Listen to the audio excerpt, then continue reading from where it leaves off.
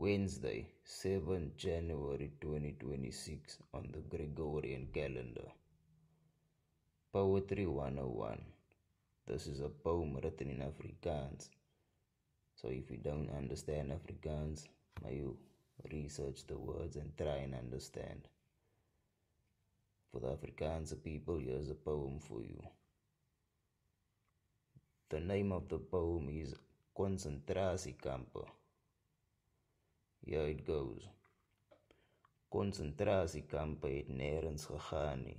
Dit is nog lewendig soos die water wat onder die are van die aarde vloei. Al is daar 'n droogte bo die grond soos die asfaalheid van 'n arme man se vel, net soos die kampe van konsentrasie lewendig in die stadsveld. Met die aanhoudende aandrang van inheemse aksie, so word die sisteem aan die brand gehou deur elkeen se inheemse reaksie.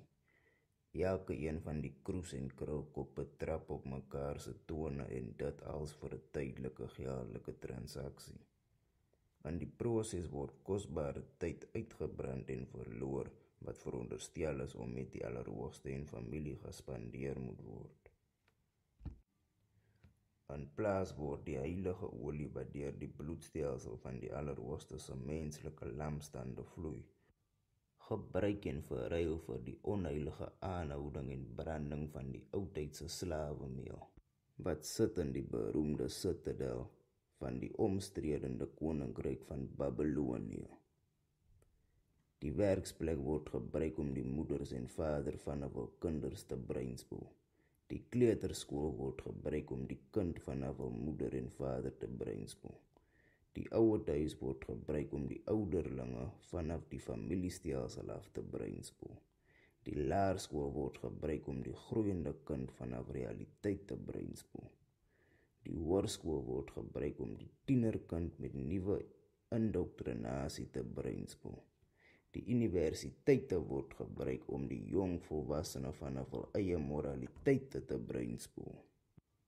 Op die ou einde bly die oudheidse koninkryk se oudheidse missie om die oudheidse Hebreërs te lei tot dieselfde oudheidse resultaat deur die oudheidse verleiding vanaf die oudheidse gelofte met die Allerhoogste te verwerp, deur 'n oudheidse herleiding te handves met die aanvaring van 'n oudheidse verbond met 'n oudheidse geloof in verband met die verskimmelde oudheidse koningin van die hemel, wat lei tot die innerlike inneming van semels en varke.